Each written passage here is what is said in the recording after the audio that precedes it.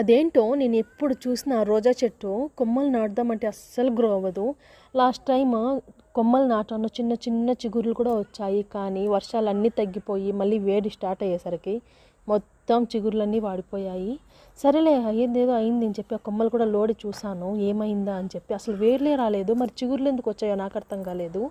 సర్లే ఏదో ఒకటి జరిగిందిలే అని చెప్పేసి ఆ కొమ్మలు అయితే తీసి పక్కన పడేసి ఈసారి ధనియా వేస్తున్నాను. ఈ ధనియా అయినా పర్ఫెక్ట్గా వస్తే బాగుంటుంది. ఇంకోటి ఏంటంటే ఈ ధనియాలు కొంతమంది బాక్స్ లాగా కట్ చేసి వేస్తారు, ఇంకొంతమంది నూరి వేస్తారు. నేనైతే గుండు గుండు ధనియాలే వేసేసాను. అవి గ్రో అవుతాయా అవ్వవా అనేది ఒక చిన్న డౌట్.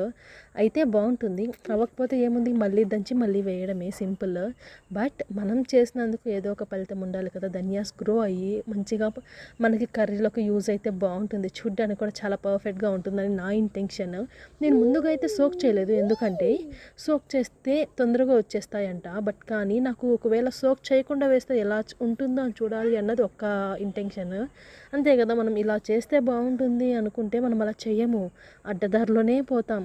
సో అవి కూడా పోతే పోమ్మా అని చెప్పేసి వదిలేసాయి నన్ను. ఎలా అయినా వేసుకో, ఇంకా నీతో నాకు సంబంధం లేదు అని చెప్పేసి. సో అంతే, ఇంకొక 2 to 4 to 5 డేస్లో అప్డేట్ ఇస్తా, వెయిట్ చేయండి. అట్లీస్ట్ గ్రో అవుతాయా ఇంకా మన పొలంలో అయితే దగ్గరలోనే మొలకలు వచ్చేస్తాయని వెయిట్ చేశాను. మొలకలు కూడా వచ్చేసాయి. కానీ ఒక బ్యాడ్ న్యూస్ ఏంటంటే వచ్చిన మొలకలన్నీ ఇలా పడిపోతున్నాయి. అసలు రీజన్ ఏంటో అర్థం కావడం లేదు.